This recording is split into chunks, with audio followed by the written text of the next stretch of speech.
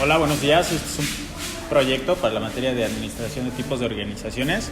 Nos encontramos con Ibrahim Sámano, que es quien va a ser nuestro entrevistado. Hola, ¿qué tal? Mi nombre es Ibrahim Sámano, como ya lo dijo Carlos. Yo soy ingeniero civil y me dedico a la industria de la construcción. ¿Nos puedes explicar un poquito sobre lo que es Grupo Alia, a qué se dedica y cuál es tu puesto en esta empresa? Ok, Grupo Alia es una constructora, el acrónimo, Alia es el acrónimo de Alianza Integral de Ingeniería y Arquitectura SADCB. Somos una empresa constructora que básicamente se define en 4 líneas de negocio, que es diseño, que va desde el diseño arquitectónico y diseño de ingenierías, construcción, que esto engloba lo que es construcción, remodelación y mantenimiento, dirección y administración de proyectos, y la última y cuarta línea, que es la renta de maquinaria ligera para la industria de la construcción. Ok, ¿nos puedes explicar brevemente cómo inició la empresa? Sí, mira, yo vengo de una familia de constructores, una familia que desde hace 3 generaciones se ha dedicado a la construcción desde la parte de mano de obra, no desde la parte directiva o desde la parte empresarial. Y esto para mí siempre ha sido un incentivo y una motivación para salir adelante y enfocarme en este gremio. Desde pequeño es algo que me ha interesado muchísimo y bueno, yo desde el inicio de la carrera tuve la oportunidad de estar trabajando en la industria de la construcción en diferentes puestos, desde residencia de obra hasta prácticamente chofer de un ingeniero, por decirlo de alguna manera. Y siempre he estado en contacto con este gremio. Entonces, esta acumulación de experiencia desde muy joven, porque prácticamente, como ya lo dije, desde que inicié a estudiar yo estuve trabajando en la industria de la construcción, me ha acercado mucho y también ha despertado en mí la necesidad de querer hacer las cosas bien, de buscar nuevas formas de hacer la construcción y buscar una forma de mejorar el gremio. Entonces, en 2019 aproximadamente yo renuncié a mi último trabajo como empleado, y fue que decidí emprender mi propia constructora. Ya había acumulado algo de experiencia y con miedo también fue que me aventé y me aventuré a iniciar mi propia empresa. Gracias a Dios pues he tenido la fortuna de acercarme a personas que me han ayudado a generar conocimiento, a generar oportunidades laborales, y hoy en día pues ya es una empresa sólida, es una empresa que ya camina y que definitivamente sigue avanzando y sigue creciendo. Súper bien.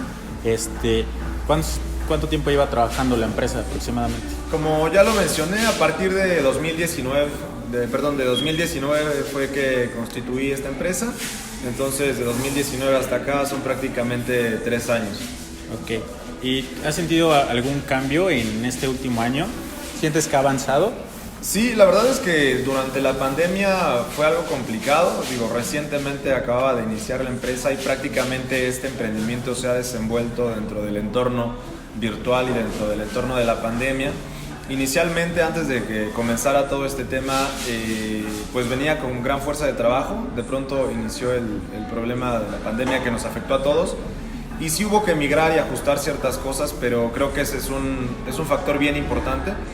Lo que tenemos que irnos adaptando como profesionales y como empresas al entorno y a las necesidades del mundo, creo que es algo que no debemos de dejar nunca de lado, y fue algo a lo cual yo le puse muchísima prioridad.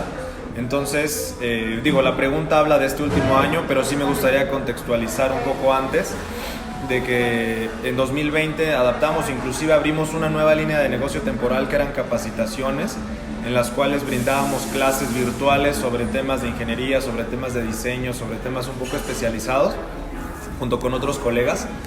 Y bueno, eso fue 2020, 2021 y 2022, que ya englobaría este último año.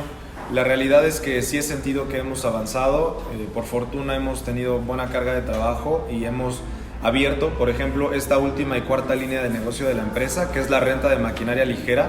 Es una línea que llevo 6 meses trabajando dentro de la empresa, y creo que eso contesta bastante bien la pregunta de que si este último año la empresa ha avanzado. La respuesta es definitivamente es que sí, y que espero que siga avanzando. Qué bueno. Felicidades. ¿Y qué estrategias aplicas para el crecimiento de tu empresa? Fíjate que igual es algo muy curioso. Por lo mismo de mi perfil profesional, que está muy enfocado hacia la administración de proyectos, Ese es algo que he implementado. La industria de la construcción es una de las industrias que más dinero genera, pero también es una de las industrias que más dinero desperdicia. Además, también es una de las industrias a las que más riesgos se enfrenta. Entonces, estos dos factores de generar mucha economía, pero al mismo tiempo desperdiciar muchos recursos y arriesgar muchas cosas, y no solamente estoy hablando de dinero, sino también estoy hablando de factor humano, capital humano.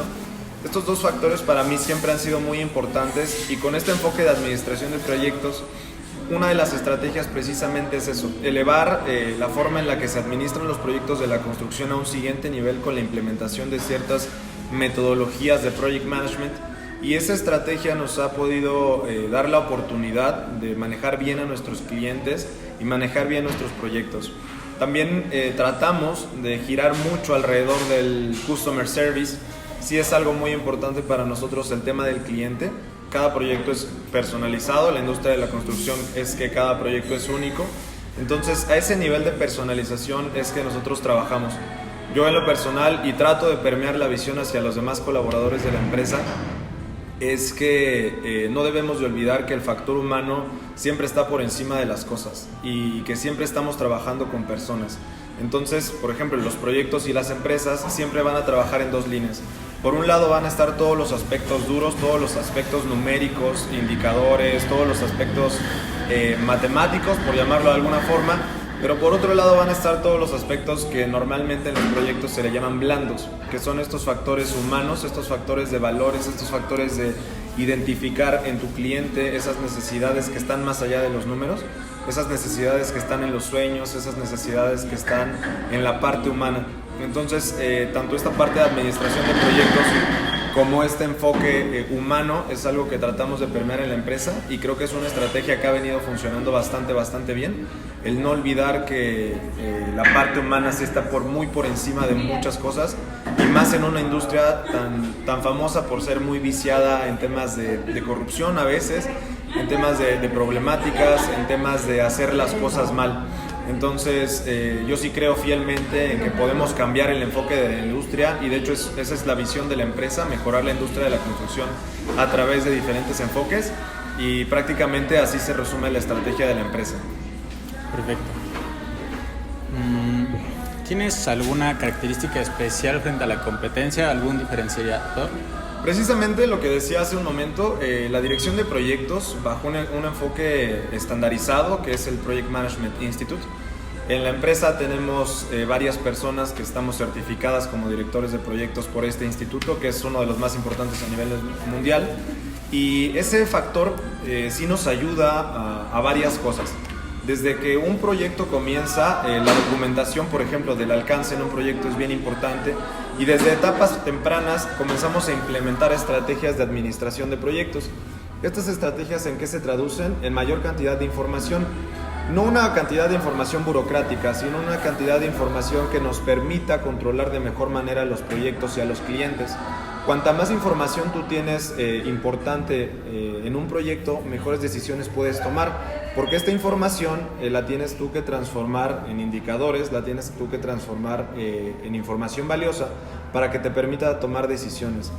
A lo largo del proyecto trabajamos en diferentes capas, que vuelvo a lo mismo, comienzan desde un alcance, desde una gestión de recursos, una gestión de adquisiciones, una gestión de costos, de cronogramas, y una parte muy importante y medular en los proyectos es la gestión de los riesgos. No todos los profesionales o no todas las profesiones se enfocan en ello. Sin embargo, al ser una industria tan enfrentada al riesgo, la administración del riesgo tiene que ser algo medular en lo que hacemos. Entonces, esta implementación de Project Management es parte de nuestro factor diferenciador. Y también, bueno, dentro de la construcción tenemos una línea de negocios muy enfocada a la construcción de tipo industrial. Entonces, la industria automotriz, por ejemplo, que es muy fuerte en Puebla y que somos proveedores de varias empresas aquí en Puebla, manejan todo esto de administración de proyectos. Entonces, si el cliente ya habla este idioma de Project Management, nosotros como empresa debemos de estar al nivel del cliente y poder hablar en el mismo idioma. Esta estrategia y este factor diferenciador es lo que nos ha permitido seguir avanzando, y que definitivamente sí consideramos que es pues una propuesta de valor que nos diferencia de la competencia.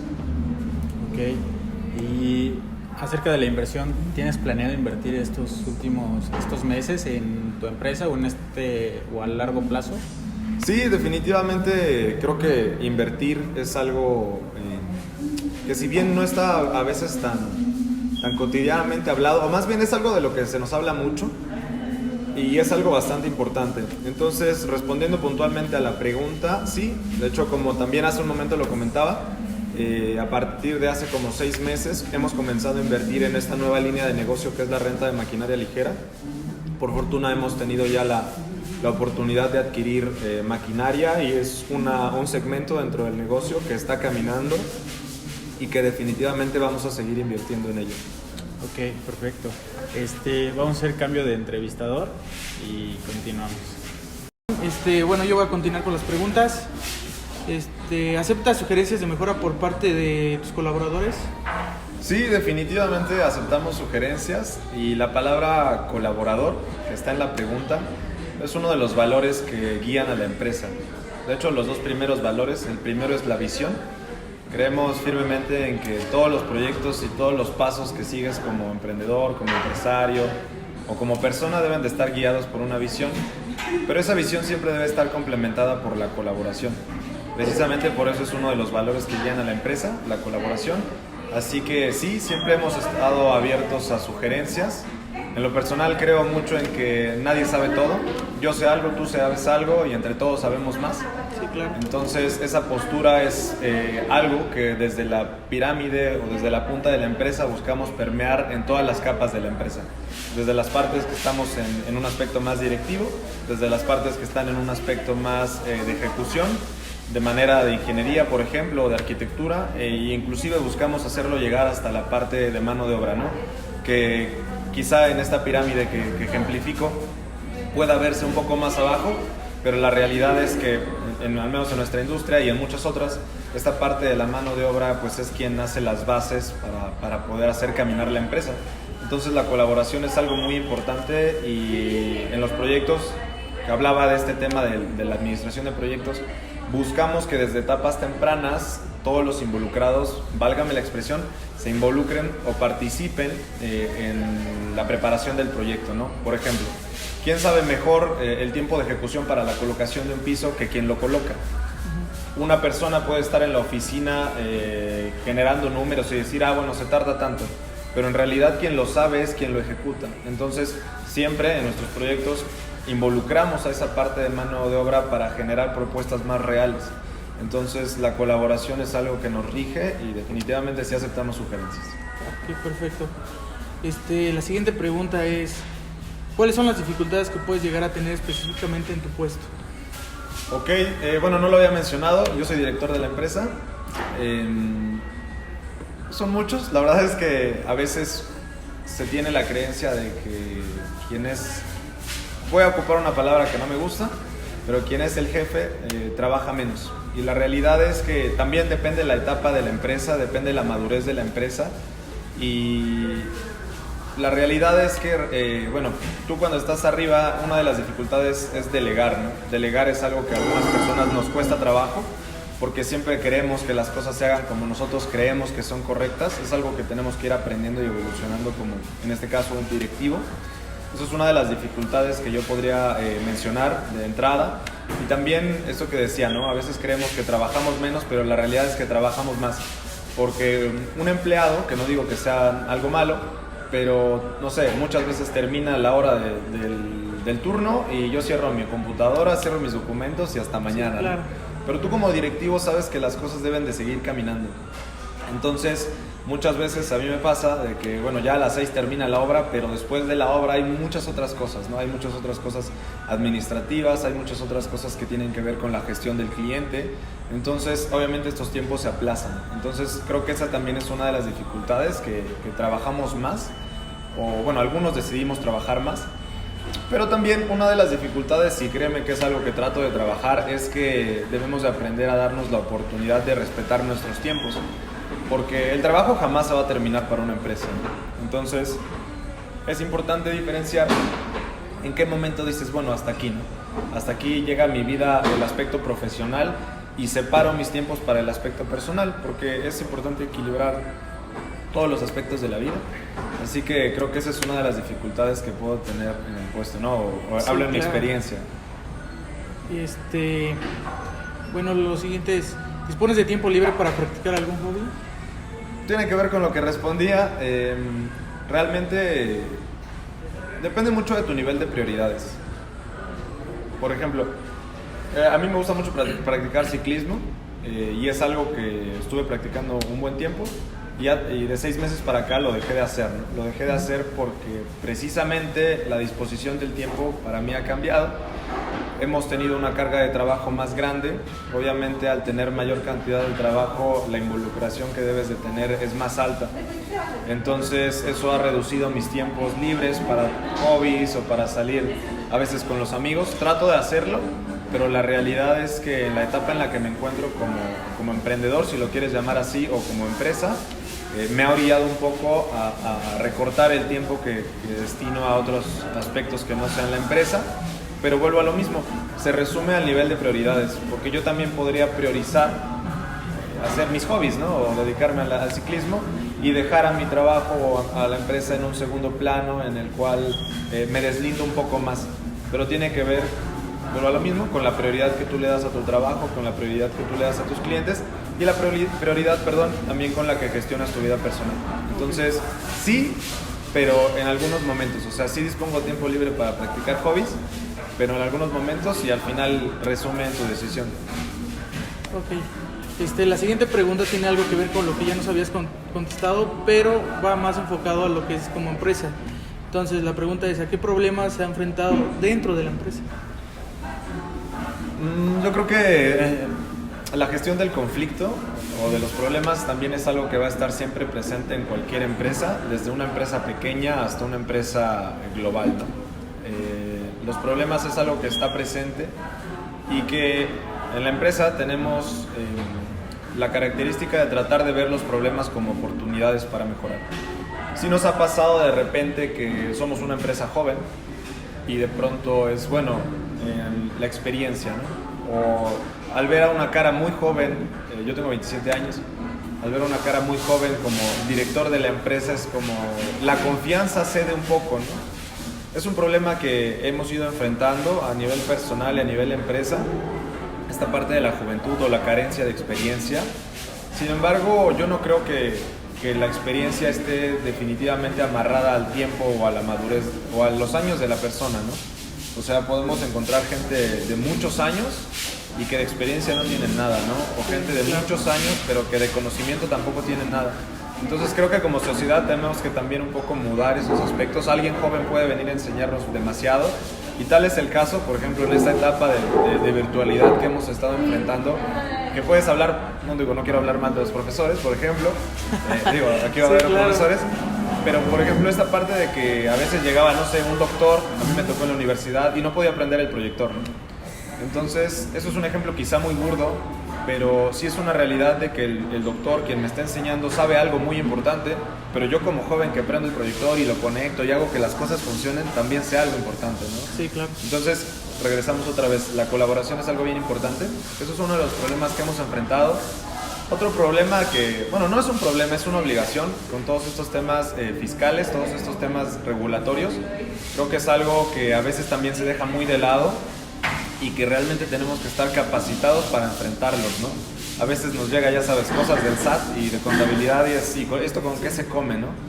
Y es algo que al menos en la carrera de Ingeniería Civil no te enseñan a profundidad y que debes de aprenderlo.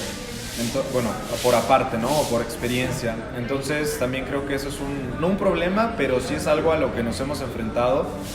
Por ejemplo, les decía que nosotros somos proveedores de varias empresas de la industria automotriz o industria manufacturera en Puebla y nos piden ciertas certificaciones, nos piden un régimen fiscal especializado que es el REPSE. Entonces, enfrentarnos a estas nuevas condiciones fiscales, estas nuevas condiciones empresariales, ha sido todo un reto. Por fortuna hemos abatido bien estos retos, pero es algo que definitivamente como empresarios, como emprendedores o como jóvenes, tenemos que estar dispuestos a enfrentar y preparados a enfrentarlo, ¿no? Porque decían por ahí también que no hay nada peor que un tonto con iniciativa. Entonces tenemos que estar capacitados para tener iniciativa. No solo se trata de, sí, lo quiero intentar, pero no tener conocimiento, ¿no? hay que saber intentar las cosas, pero estar preparado para enfrentar las cosas. Entonces yo creo que eso puede ser un poco el resumen de cosas que nos hemos enfrentado al menos en estos últimos 6 meses y que hemos ido abatiendo. Ok. ¿Cómo ves a Grupo Alia dentro de 5 años? La visión de la empresa, ya lo decía, es revolucionar la industria de la construcción a través de la administración de proyectos y la mejora continua. Son dos factores o dos directrices que rigen a la empresa, la administración de proyectos y la mejora continua. Creemos firmemente en que todo debe de evolucionar siempre y para bien. Entonces, seguimos esta visión de mejorar nuestros proyectos desde la manera interna, mejorar los proyectos con los clientes y consecuentemente mejorar nuestra industria. También ya lo mencionaba y no estoy hablando de lo que yo creo, sino sí estoy hablando de indicadores. La industria de la construcción es una de las industrias que sostiene la economía, al menos en México. Es una industria que provee gran cantidad del PIB en nuestro país.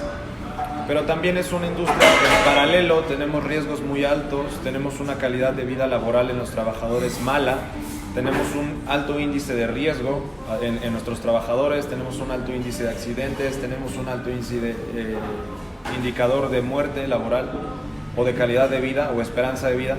Entonces para mí siempre ha sido contrastante. ¿Cómo es posible que tengamos una industria que genera tanto dinero, pero que al mismo tiempo contamina tanto, que al mismo tiempo daña tanto a la gente, al mismo tiempo mata tanto y desperdicia tanto?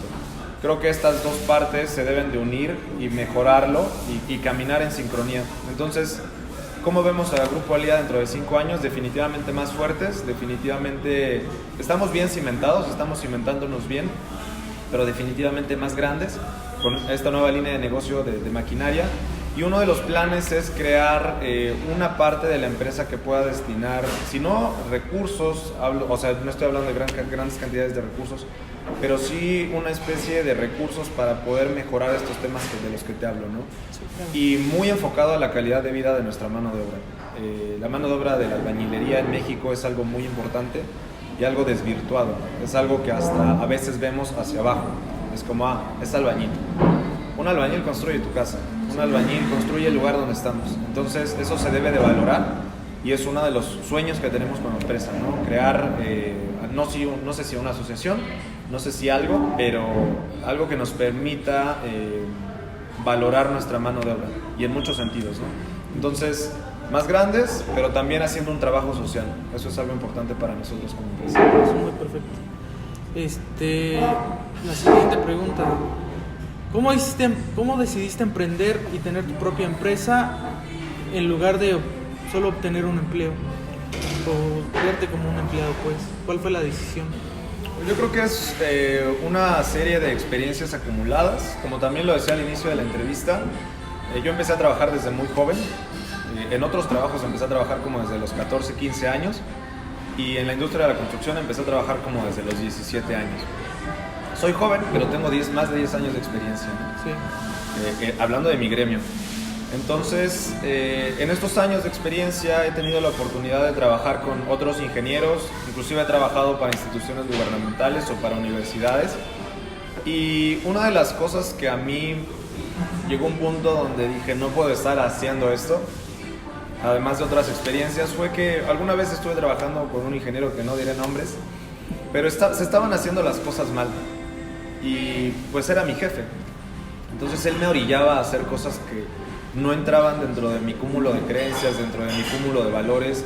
Y yo dije, no puedo estar aquí. O sea, yo no puedo estar en un lugar donde se están haciendo cosas que van en contra de mi persona. Más allá de mi profesión, de lo que sé como profesionista, cosas que no están dentro de mis valores de honestidad, de respeto, de confianza. Y esa fue una de las experiencias que para mí marcaron un antes y un después en el decir, si yo quiero que las cosas se hagan bien, tengo que hacerlas suceder yo. Y bueno, ahí renuncié a mi último trabajo como empleado. Sí. Y fue que decidí, ¿sabes qué? Yo sé que puedo hacer las cosas. También lo decía al inicio de la entrevista, con miedo, con incertidumbre, con decir, me voy a equivocar, y lo he hecho, me he equivocado muchísimo. Nadie nace sabiendo todo. Pero eso fue uno de los factores, y también uno de los factores es el error. cambiar la perspectiva que tenemos del error. En México el fracaso lo señalamos demasiado. En México el fracaso es, te señalan y ay, se equivocó y es un tonto y no lo pudo hacer. En otros países y en otros ecosistemas el fracaso se ve como el intento de hacer las cosas bien. Entonces definitivamente todas las personas que intentemos hacer algo nos vamos a equivocar. Pero cuando tú te equivocas estás a un paso más cerca de hacerlo bien. Entonces en otros ecosistemas empresariales de emprendimiento el fracaso se ve como un eslabón dentro de una cadena de intentos y cuando te sale bien es ese último intento, ¿no? Es ese último intento donde ya estuviste equivocándote, pero el último fue exitoso. Entonces, para mí, estar en ambientes donde las cosas estaban haciendo en contra de lo que yo creo, fue uno de los factores para decidirme a tener una propia empresa. Pero otra, la cultura del error, cambiar la cultura del error y darme cuenta de que en México las cosas están mal, ¿no? En muchos sentidos. No digo que yo esté haciendo las cosas bien, pero al menos lo estoy intentando. Y estoy intentando cambiar la forma en la que mi industria se desarrolla. Entonces, esos factores sumados creo que han sido lo que me ha orillado a tratar de tener una empresa y no de estar en un empleo, ¿no? Que tampoco digo que esté mal, porque sí. En los empleos que estuve aprendí muchísimo. En los empleos que he estado adquirí muchísimo conocimiento, muchísima experiencia y creo que es necesario ser empleado. Yo sí creo que es necesario ser empleado para entender cómo funcionan las cosas desde abajo y poco a poco ir escalando y entender cómo funcionan las cosas hasta arriba, ¿no? Entonces, a pesar, por ejemplo, de que yo tengo mi propia empresa y que estoy en un puesto más directivo, yo no tengo miedo y lo he hecho de que en algún momento están mis trabajadores y ¿sabes qué? Necesitamos, te orillas un poco la camisa y metes las manos, ¿no? Creo que eso no te denigra, al contrario, te hace mejor profesión y mejor persona. Bueno, te hace mejor como persona. Entonces, todo esto que te platico creo que es lo que me ha hecho tratar de tener una empresa, o tener una empresa más bien. Sí, por eso viene el dicho de para saber mandar hay que saber hacerlo, ¿no? Exactamente. Claro. Oye, ¿qué consejo le darías a alguien que recién está comenzando a emprender? Como ya lo decía, la cultura del error. Un consejo que a mí me sirvió mucho. Bueno, algo que yo hice y he hecho dentro de mi vida es acercarme a gente que sabe cosas. Decía Isaac Newton que para ver más lejos debes subirte a los hombros de los gigantes. Entonces, cuando tú te acercas a persona que sabe hacer las cosas, personalidades que, por ejemplo, yo he tenido la oportunidad de colaborar con, hasta por ejemplo, el director de la caja ejecutiva de Volkswagen, que es un buen amigo mío y que me ha enseñado muchas cosas, es acercarte a mentores, a gente que pueda cortarte el camino de la experiencia y que tengas la confianza de decir, oye, ¿cómo le hago aquí? Oye, tengo miedo de equivocarme. Ser honesto, pero ser honesto con esa gente que sabes que te va a sumar. Entonces, cuando tú te acercas a un contexto que te suma experiencia, que te suma conocimiento, definitivamente vas a acelerar tu crecimiento. Y en paralelo a ello, no solo se trata de conocer o de saber, sino de hacer. Porque las personas que saben mucho está bien, pero las personas que saben mucho y aparte hacen cosas están mejor. Entonces es atreverte a hacerlo, pero no tener miedo a equivocarte. Vuelvo a lo mismo. La cultura del error es algo que tenemos que cambiar mucho en nuestro país y trabajar en ti desde esa postura, ¿no? Entonces consejos es como acércate a gente que sepa, pero equivócate muy pronto. Entre más joven te equivoques, es lo mejor que puedes hacer en tu vida. Porque vas a tener menos responsabilidades, vas a tener menos consecuencias o consecuencias menores. Supongamos, eres hijo de familia y decides poner un negocio, pero vives con tus padres. Entonces, quizás si te equivocas, las consecuencias no sean tan graves. Pero ahora imagínate que haces eso a tus 45 años con 3 hijos, una esposa y una casa que mantener. Sí, es bastante difícil. Definitivamente las consecuencias no solamente te van a afectar a ti. Entonces tenemos que aprender a dejar el miedo al error y equivocarnos lo más antes posible, porque equivocarte lo más antes posible significa intentarlo antes posible. Entonces cuando tú intentas las cosas antes que los demás, definitivamente vas a estar un paso adelante. Y una frase también que me gusta mucho es que la guerra no la gana el más inteligente, sino el más rápido. Entonces, cuando tú avanzas más rápido que los demás, cuando tengas 27 años y voltees a ver a tu entorno, muchos van a estar apenas dando el primer paso del empleo, pero tú ya vas a tener 10 años de experiencia. Entonces, para mí eso ha sido un factor diferenciador muy grande. Y no lo digo desde el ego, lo digo desde la humildad más posible, pero que sí es algo que ha hecho un factor diferenciador en mi vida y en cómo manejo mi empresa. Entonces creo que esos serían los consejos que daría para cerrar la entrevista.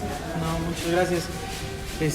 Bueno, pues a nombre de la Universidad Madero y de mi compañero Carlos, te damos las gracias por haber aceptado a hacerte estas preguntas y que nos hayas respondido de la mejor manera posible y pues gracias. No, gracias a ustedes, un gusto.